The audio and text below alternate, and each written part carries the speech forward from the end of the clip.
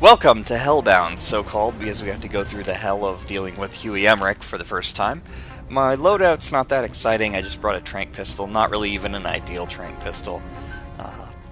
And I'm going to be using Steel Gray, which is one of the monocolor camos that you get from online events. The thing about monocolor camos is pretty much all of them are considered concrete metal camos. So although Steel Gray actually looks like concrete and metal, and as you'll see it blends in pretty well with most of these environments, I could be wearing hot pink or the Parasite Mist, which is bright white, and those also would count. The game, again, doesn't care what the camo physically looks like, just whether it matches the surface. Now, I did some research on camo because it seems like I was wrong about it, and it isn't really zone-based. I think that that's just a misconception based on the fact that the camo index mod doesn't work very well. It is supposedly texture-based based on the files in the game. It took a lot of research to actually find a useful thread about this from some modders. And the way it works is that if you're on the correct texture, you get a bonus. If your camo matches, if you're not, you don't. Certain textures are considered certain things, and certain others are not, so you're pretty much never going to have a perfect camo. But in general, the rocky camos or desert fox, the sand and soil camo are the best in Afghanistan, because the majority of surfaces are going to be either sand, soil, or rock. There's also going to be occasional greenery, but not really very much. Even the green areas tend to actually be considered rock or something like that. Like that whole area where we fought Quiet, it's a very green area, but most of it is not greenery, according to the texture indexes. So we're just going to try and get out of Sirach Power Plant where we start. And the reason why I chose Steel Gray here is because Sirach Power Plant, as you can see, there's a ton of metal, although we're no longer on metal here, but we should be out of line of sight of everybody anyway at this point, so we're only going to have problems on the other side of this building.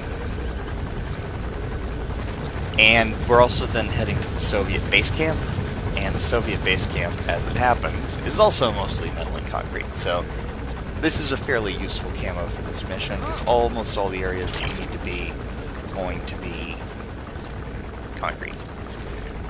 Now my goal here is to get around the roundabout way and reach the mailing pad so that I can just ship myself to the base camp. However, things are not quite so perfect on that respect, so I'm going to get seen a couple of times and have to deal with some guys. For example, right here I figured, oh, I'm pretty safe to crouch while I distract this guy, but that was enough for the guy on the rooftop to get a glimpse off at me, which he probably shouldn't have, but he did. So the question becomes what to do with it, and I decided, I might as well just tranq him, because I think the only person up there other than him is the helicopter, and it won't notice. After that, I'll just have to deal with this guy. And again, I should have just tranqed him. Instead, I get up and use the hand to try to save on tranquilizer darts. That also gets somebody to spot me briefly. The good news is that guy eventually just kind of loses interest. He decides not to walk over and investigate for some reason. This is well beyond his pay grade. So, thank you, guy who doesn't give a shit. And we'll just crawl the rest of the way, although I think I'm pretty much safe past this point. Now, interestingly, the cardboard box, this one counts as a desert camo, so it would be sand and soil. So it's useful in a lot of environments. Maybe should have used that as I was walking. The problem is, while it does give you more camo, people will notice if a cardboard box is moving around. Although, normally when they call it into CP tells them to stop lay off the drugs, because cardboard boxes don't move around. Nevertheless, they may come to investigate it. So it's not as useful as camo as you might figure. It's good though if you need to like stand still on a surface, because a non-moving cardboard box on the right texture is almost undetectable. So here we are in the base camp. Normally you're supposed to go down the road from the power plant and enter through the main entrance. Because we've mailed ourselves, we're in the far other end of the camp on the other exit side, where there really aren't any people. I'm using the biodetector sonar thing from the arm, and that has about 120 meter range. It's not picking up any organic life at all. Which means there's really just no guards over here except for that one guy I marked as soon as I arrived. There is a helicopter, but it doesn't really patrol here. It's kind of in a loop around the buildings and the helipad and airplane tarmac, so not really a big deal. See, the next area of guards is going to be near where Huey is, basically. But I just want to get a sense here of where that is and how many we're going to end up dealing with. I will go ahead and crawl, because even though I'm about to be mostly exclusively on concrete, I don't trust spotting at this distance, and if I get seen by one guy and have to deal with him, I might get seen by others. So for the moment I will crawl and try to neutralize this guy on my way to the hangar. However, even though there's only basically two guys between me and the hangar at this point, I will probably need to neutralize more in order to get out with Huey, because the mission does force you to go to the main gate, so I can't go back the way I came and use a different landing spot, because as far as the game is concerned, the landing spot northeast of the base that's for OKB-0 doesn't exist at this point, so I can't go there.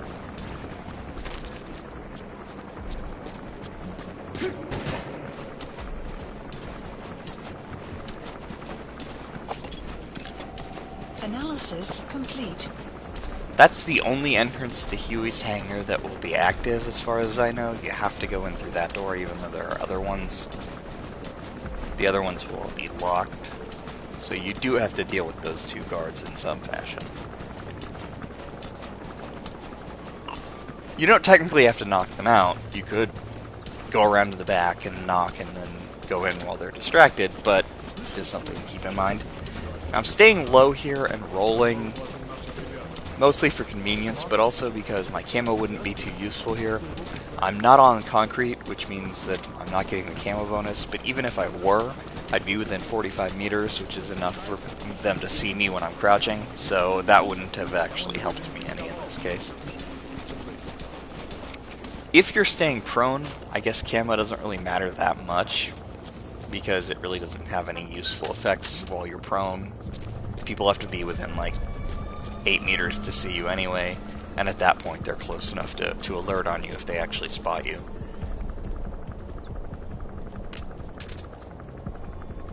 So I'm going to lure these guys back here, because there are walker gears on patrol. I'd rather not trigger a caution alert right now, because caution alerts can be beneficial in certain circumstances, mostly when you want to lure people to the other side of a base or something so that they thin out the area where you are. That only really applies to guys that are on foot. Guys on walker gears or guys in vehicles and stuff, they'll tend to drive around and become more attentive than they otherwise would be. Vehicles especially, they normally don't see much more than maybe a 45-degree angle in front of them, but once they're on alert, they'll often stop and start swiveling their turrets around, things like that, making it easier to see.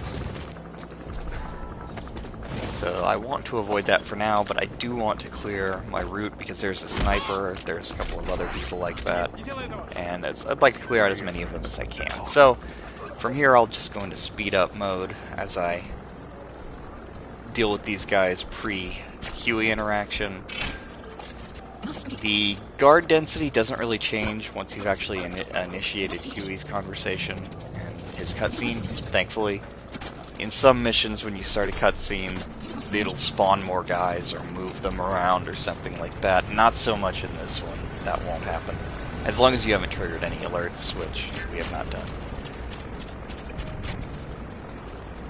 I'm going to kidnap this guy so that he's not easily visible.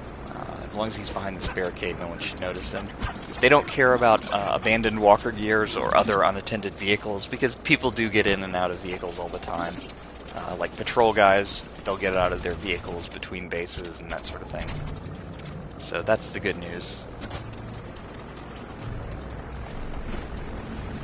I do briefly get seen by the helicopter, but fortunately not enough to be spotted.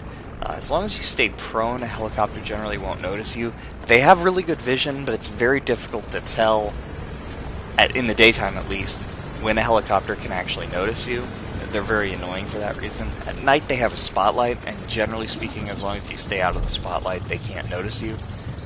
But during the day, they're a lot better for vision. Anyway, now that we have Huey and a slightly cleared path, we can kind of skirt the outside of the base while we're heading for Pequod's location, which is really badly placed by Miller and almost results in Pequod's death, but we have no choice because we can't actually move the location here.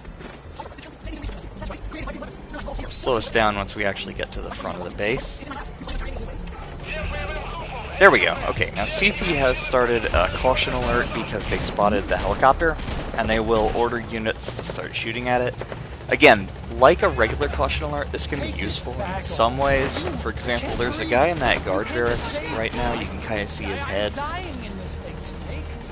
And he's fixated on Pequod right now. He's not even aware that anybody's behind him, as long as we don't make too much noise. Even if we do, oftentimes he's more focused on that than he is on us. Now we do have to hurry though, because there's a guy with a rocket launcher and he is doing a number on Pequod. And unfortunately we cannot move Pequod, as we'll see in a second here. I thought I could, but no, you actually have to go to that location to start a cutscene. So there's no way to move the helicopter. There's 3 or 4 guys here, but they're all focused on Huey, and as long as I can get a little bit closer, they shouldn't spot me before the cutscene initiates, and then after the cutscene they won't be there anymore. Okay, so we had to get within about 15 meters. Pequod was on fire and almost dead, but all will be forgiven after the cutscene.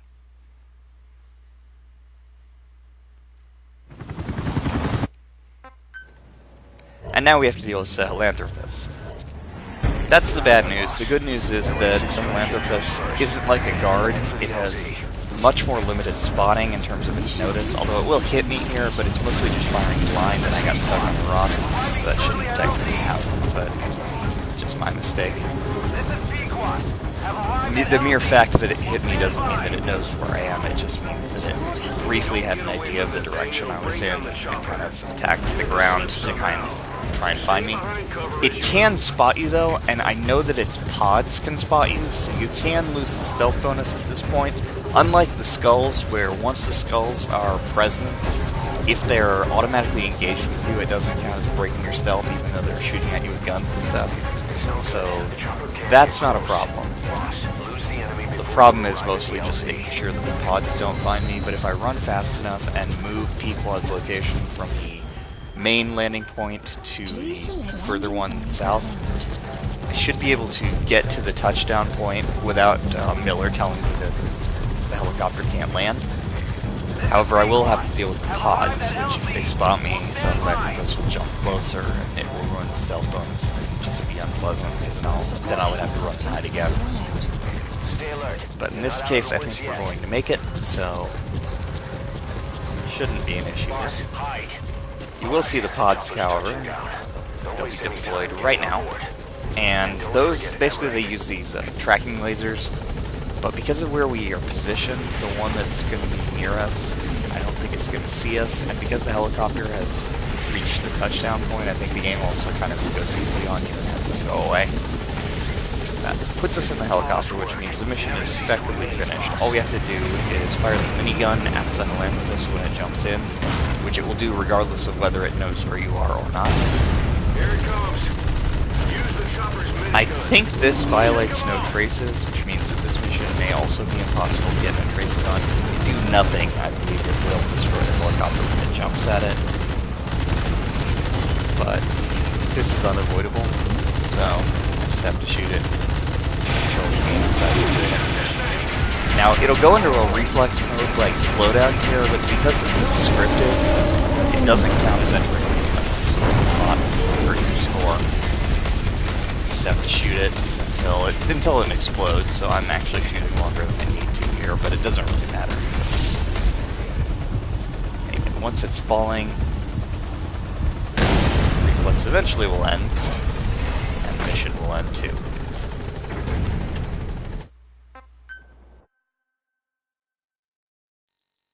Extraction arrived at Mother Base. Mission complete, and how? They're gonna tell stories about this one, boss.